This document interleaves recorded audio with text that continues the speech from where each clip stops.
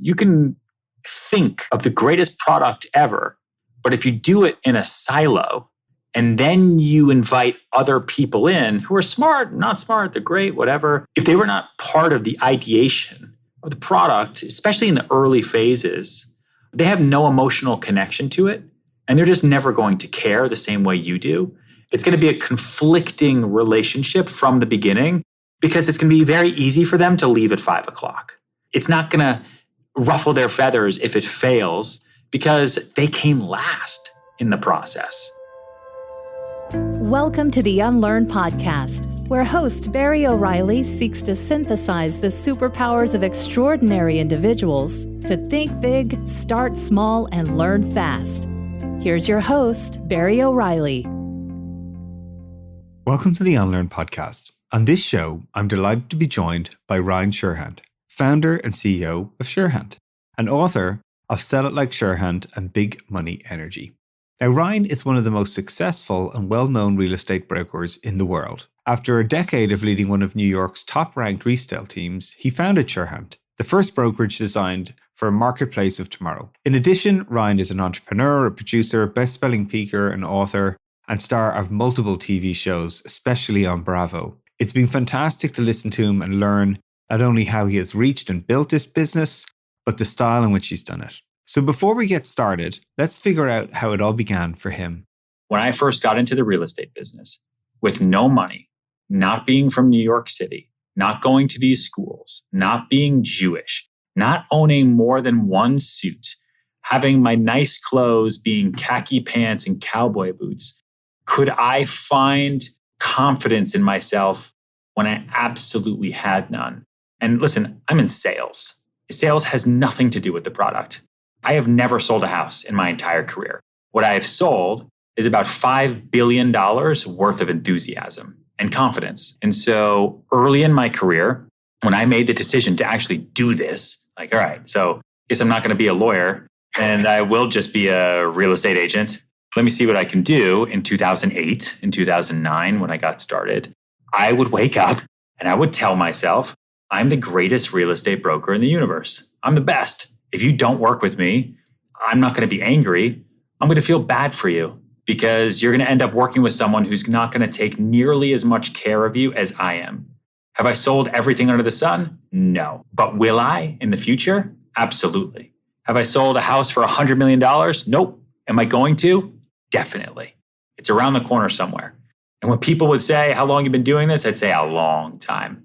And then just look at my watch.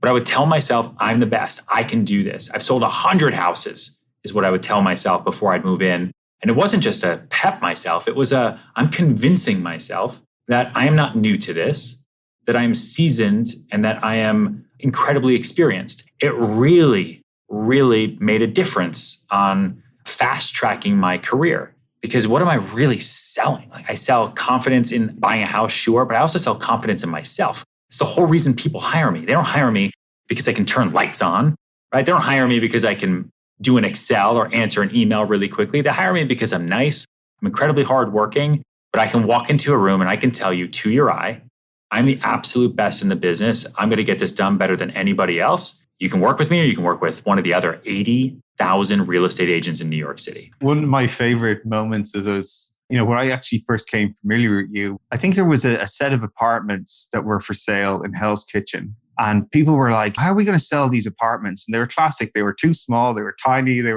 I always remember from the shows that you were on that people always seem to want like 100% more than the property value's worth. But always. It's not fair. What I loved about you, and you were like, I'm going to sell this thing. I can do it. You almost sort of rise to those challenges. Yeah. But what was really interesting to me is you started thinking about like, what's unique about Hell's Kitchen? What makes this place a special place? What's going to sell the magic of not just like living in these four walls, but people are buying into a dream in the area. Right? Yeah. This visualization that you're describing both for yourself, but even for buyers. And you went and got dressed up then as a ballerina and jumped into the room and literally hosted the best bloody party I think I could ever see.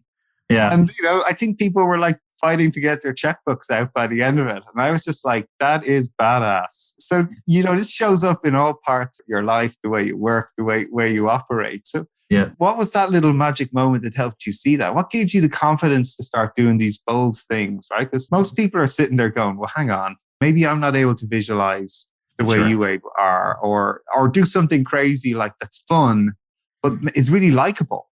And people go, you know what? I actually want to work with this person. So what were your little hacks to help you get started there? Facts tell, stories sell. I've never bought anything from someone who just gave me the facts, unless I was going to buy it anyway. In which case, I could have bought it from him, from her, or I could have bought it on Amazon, right? I think that I am in constant battle with and against the internet. All the information is now available, so I'm no longer the purveyor of information. I am the decipherer of information, right? I'm the translator of the information. And you should work with me because I'm going to explain it in a way that the internet's not going to be able to explain it, because the internet doesn't explain information, it just gives it to you and then you do with it whatever you want. And if you'd walk into that building in Hell's Kitchen, you'd have walked into a building that had an okay lobby, it was on an okay block, it was surrounded by other buildings with other apartments for sale. Inventory was at an all-time high. This building was okay. It had a lot of apartments for sale. They're all too small, but they were cute. They got the job done. But all the other buildings, what I saw, were all very boring. Everyone was selling brick and mortar, drywall, ceilings, bathrooms, kitchens. And no one gets excited about that. In low inventory markets, like what you have right now, let's say in the suburbs, South Florida, you put up a sign that says house and people say, how much? 10 million? Yeah, pretty much, right? And they're all in New York to head there at the moment. All of them. Yeah. But then back then, and this was a little while ago, you couldn't do that. And so I looked at the location, and you got to remember, it's always location, location, location. And Restaurant Row is part of Hell's Kitchen. Broadway is part of Hell's Kitchen. Alvin Ailey, right? The dance troupe is part of Hell's Kitchen right there, as is some of the first jazz bars. Some of the first jazz music was played there. And so I took 4 of the apartments and I dressed them up and I gave them themes. One was Broadway. One was dance. That's why I dressed up like a ballerina. One was jazz. I put instruments everywhere, right? One was Restaurant Row. I had a chef in there all the time, right? I had food everywhere. And I got people excited about the location. So they'd focus on the location and the themes and the energy of Hell's Kitchen first. And then they would think about the apartments just being brick and mortar and being small and being efficient. But their first impression and their last impression was of, cool location, cool energy. And like I said at the beginning of this, I've never sold an apartment. I sell enthusiasm, I sell energy. And people buy into the energy of the marketplace. And so we had to create that marketplace. And listen, it wasn't easy. We sold a couple of those apartments to individuals, but we ended up finding one buyer and we bulked them all together and sold them as a commercial bulk sale. And the guy bought them all and he rented them all out for a while. And then as the market slowly improved after that, sold them off a little bit one by one for a little bit of a profit. Well, this is one of the things, again, I think that's interesting as you've constantly evolved yourself. You are not a real estate broker today. You're in a multitude of things. You've managed to sort of extend yourself to write about sharing what you're doing. Sure. Turn that yourself into a product in a way and start to build sales systems, coaching programs, different ways that people can start to actually understand your methods and actually, for you, leverage your time and your skills. So what were some of those big transitions for you? You think about you're not standing there in khakis trying to sell some suits. What helped you sort of start to recognize, to make the changes in yourself, the way you lead? Because everyone can't buy from you. You don't sell every single apartment. Sure. So how did you do it? To be completely honest, I want to always be happy. I don't want to wake up and be unhappy. I don't want to go to bed unhappy. I don't want to be depressed. I don't want to have a dependency on any single line of happiness. And so I realized that, okay, real estate is now by default and totally by accident. I wasn't born a broker. I had no intention of becoming a real estate agent. I only became a real estate agent because I ran out of money in New York City and I didn't want to move home to my parents' ranch in Colorado because I thought that would be the end of my life. And so I just started renting apartments because it's pretty easy to become a real estate agent in New York City. And then I just kind of got addicted to it. And it's like, I can rent an apartment for $4,000 a month. My commission is $4,000. I split it 50-50 with the house and I get $2,000 for a day's work. That's like a month and a half of my expenses at the end of 2008. I can do whatever else I want the rest of the month. But fast forward, and that real estate oak tree has a lot of ups and downs. get deals done, but you lose more than you get. Okay? Yeah, nice. You make a little money, but then you lose money. You get fired a lot. You work for free. Real estate agents, people think we make so much money, the commissions. I have no salary, no benefits, no help. I am a complete lunatic. I work for you. I work my ass off for free until you decide you want to maybe pay me. That is how it works. Everybody else I work with, they have salaries. They get bonuses based on production. They have like structure to their income. And I've never had that. So if real estate is having a bad day, I want to make sure that I will always be happy. So what I decided to do was diversify happiness. I want to diversify my opportunities for happiness. And so I'm going to branch off from my real estate oak tree. So I'm going to do brokerage, but I'm also then going to teach other people how to sell. I'm going to create an education technology platform where anyone who sells anything can learn how to sell. And we will build a subscription model, and we'll have subscribers, and we will sell them courses online. We'll have mentorship programs, we'll have coaching. And we started that at the summer of 2019. And so we just celebrated our 2-year anniversary with that company. And we now have just over 8,000 salespeople subscribed in over 109 countries. And you're selling merch as well. I saw I could get a new t-shirt on your show yesterday. Well done. Yes, we sell apparel. Team hates it when I call it merch. They think it's cheapening the brand. And so we sell apparel. That's more honestly just for fun. Then we have a production company. To life. That's what I love about this, right? Like you do whatever you want. An online course. It's all personality with you. Like you can do whatever you want. So then I built a production company. I just hired the guy that created all the video content and led video for BuzzFeed and the Players Tribune, and he runs our studio. And we're building right now the only real estate media production company and a real estate media network. And it's just never existed before. And we're a niche market, but I think that's where the value lies. And so if real estate's having a bad day, I've got the production company. If real estate and the production company both suck today, I've got the education platform, and I got a pro member who's paying $26,000 to be here for 1 hour to learn how to sell for me. And let's go talk to her about what it means to sell in Lansing or Dallas or Panama or South Korea, wherever they're coming from. And it's exciting. And so I diversify opportunities for happiness. So every single day is exciting. That is something that I had to learn trial by fire, but it's really, really proven beneficial for my long-term career. Yeah, no, diversification is the key, right? One of the things we do at No View Studios is we've obviously got this mission to launch 100 companies in the next 5 years, which is pretty bold and ambitious. So we have everyone from, people who have great ideas that they want to bring their businesses to life, but never knew how before.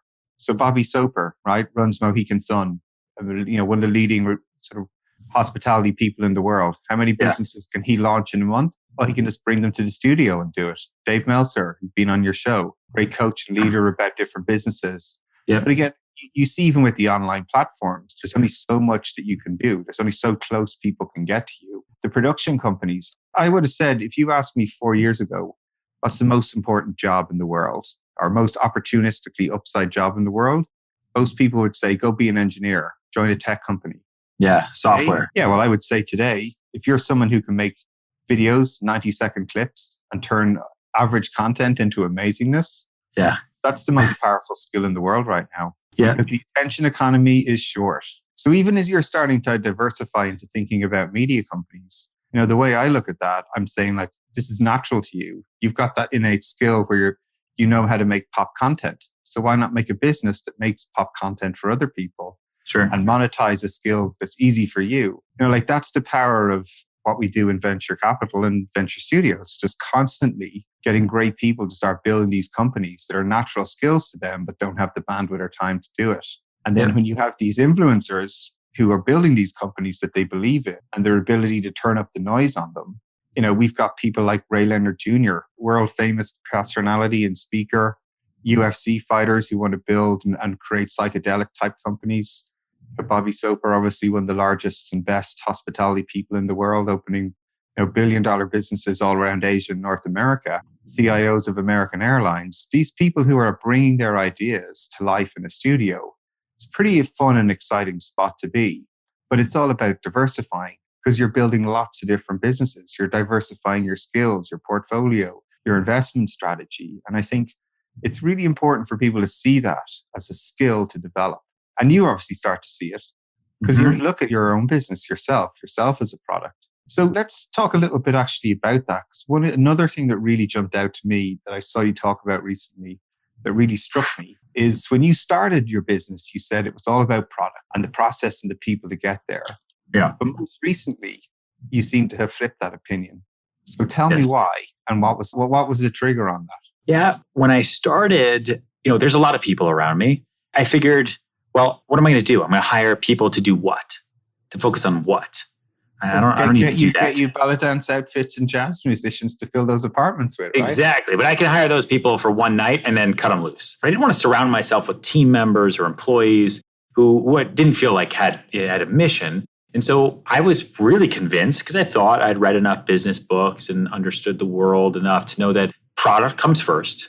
You have to know what you're going to create. Okay, you got to have the idea, then the process, okay, for creating the product, marketing the product, and then the people to actually execute. That made complete sense to me. Yeah, that's what the business book says. Yeah, for a long time. And then I tried it. What I realized was you can think of the greatest product ever, but if you do it in a silo, and then you invite other people in who are smart, not smart, they're great, whatever. If they were not part of the ideation of the product, especially in the early phases, they have no emotional connection to it.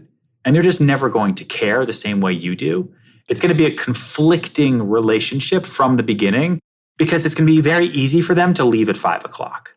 It's not going to ruffle their feathers if it fails because they came last in the process. And I learned that very much the hard way. So I decided to then flip it. And I looked at the success of much larger companies in not just the way they were initially created, because it wasn't like, all right, guys, let's build a computer. And then we're going to get all these people to help us build this computer, product, process, people. Once you create that one-hit wonder, how do you create an everlasting brand and firm? It was then all about the people. And so I had to stop looking at the beginning of companies for inspiration and really start looking at that messy middle. How did that company come out of that initial pop and then really race? Right? How did that company get through the recession and then really race? And what it really came down to was it had nothing to do with the product. It had everything to do with the people. And the people can do anything. If you're surrounded by great people, hardworking people, emotionally connected people, they will do everything possible to make sure that the company is successful with this product or this new idea or that new idea. The people that have created all of these businesses with me are the same people. The guy that runs the course, okay, and has built it to over 8,000 subscribers in over 100 countries, started with me as an incredibly smart producer, producing content. And then we just started talking, and he had a great business sense, and he studied it, and he's like, this is a great idea. Let's make this happen. I was like, are you sure? He's like, yeah, this is what we're going to need as an investment. I'm like, ugh. Are people really going to want to learn how to sell from me on the internet? Even just, in 2018, when we started creating it, online education was like Phoenix Law School. It wasn't exciting. And then COVID. And everyone got let go or furloughed. And they all said, why am I selling shoes? I should sell something else. But I have no idea how to sell. And there's no selling platform. And the business went from being a good business to being a business that's on a rocket ship. Even the studio, right? The studio was my property tour guy. The guy that would make our property tours, because we have to make property tours to put on the listing so people can see the videos.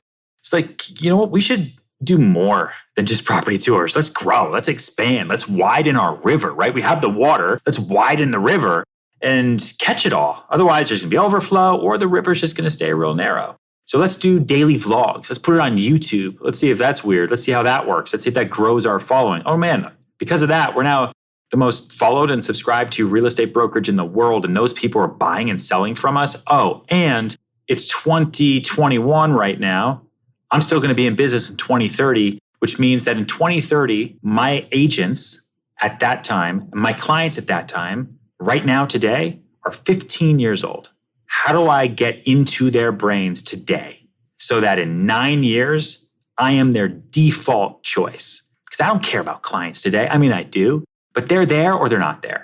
2022 has already been written. I've already done the work for it. I did the work for 2022 and 2012.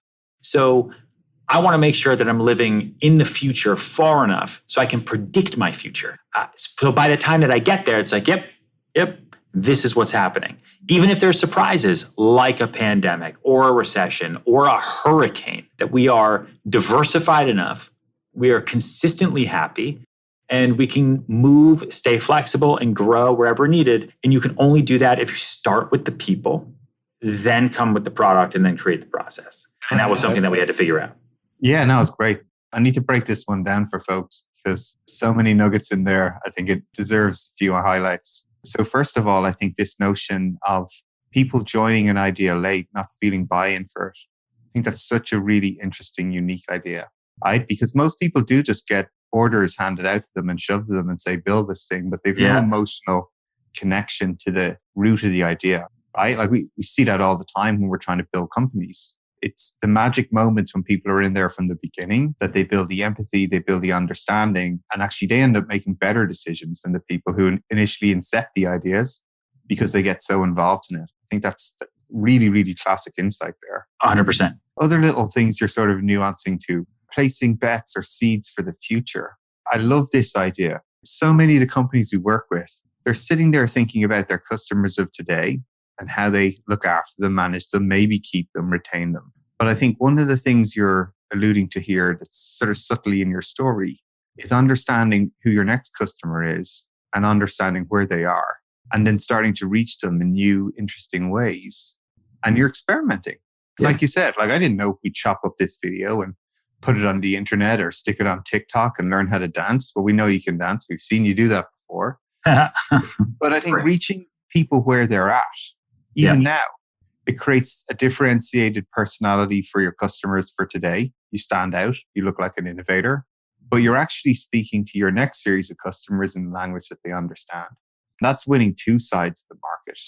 Yep. It's actually drawing in and retaining the people who you have today because they're like, hey, he's doing something interesting, innovative. But you're also starting to work on your acquisition funnel because the people who are your customers of the future, you know, they might be sitting in Wyoming at your parents' farm, hopefully going to New York one day to become a real estate broker and change the world. Who knows? But these are all subtle things I think that most people aren't necessarily aware of systematically how you're building these businesses, right? And so I think it's really important when people hear these stories to try and underline these systems. It's thoughtful. You're thinking about it, but you're experimenting. Yeah. And I think that's a really powerful thing for people to understand is not to be afraid to put yourself out there. What you talked about when you were visioning the person you wanted to become, that you're diversifying, that you're trying different things to grow the brand, but you're also thinking about customers of today and customers of tomorrow and ways to communicate with them. And, you know, like that's the magic. Trusting your team when they say, you know what, I think there's something here. I think we could codify your coaching into a platform and turn it into a product and it could go exponential. So don't teach 50 people how to sell, teach 5 million. Different ways about we're editing and chopping up content for our own business. How do we flip that into a business? So other people who want to model or be like what we're doing, we can actually monetize and build products around them. That's for me is the entrepreneurial mindset where you recognize if I have a problem, can I solve it for myself? And then can I actually optimize it and turn it into a digital product or a business and solve it for other people? And then build out the portfolio. And I think there's a lot, like anybody can start doing this. You know, I don't think you necessarily have to be as you, like, you know, written books, being on TV, done the whole. So what would be your advice for folks then to get started with some of this? The day that you arrived in New York with your khaki pants and the bus ticket and said, I'm not going back to Wyoming, how would you help some folks get started on this journey? And because I think people can start actually quite small and have quite a big impact. I guess it would depend on what the journey is. I mean, you mentioned it. We are in an attention economy. The most valuable generation right now is Gen X. They don't have TV. They don't read. They are the largest consumers of retail goods. They are incredibly influential. They are environmentally conscious. They don't see color. They don't see gender. What do we do with these people? How is this going to work? And what are they doing on TikTok?